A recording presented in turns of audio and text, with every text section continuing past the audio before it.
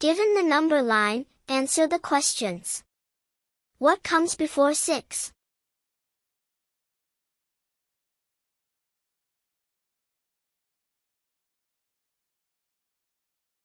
To find before, look to the left of 6. We have 5.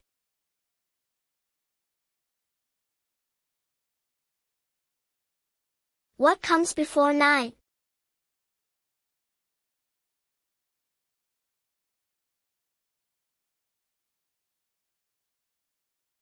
To the left of 9 we have 8, so, before 9 comes 8.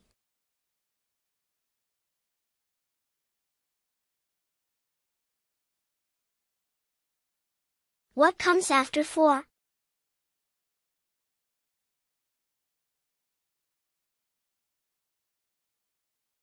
For after 4, look to the number to the right of 4. The number is 5.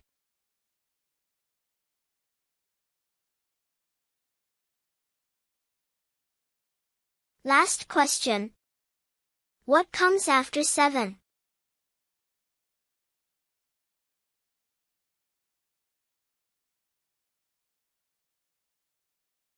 For after 7, look to the right of 7 on the number line.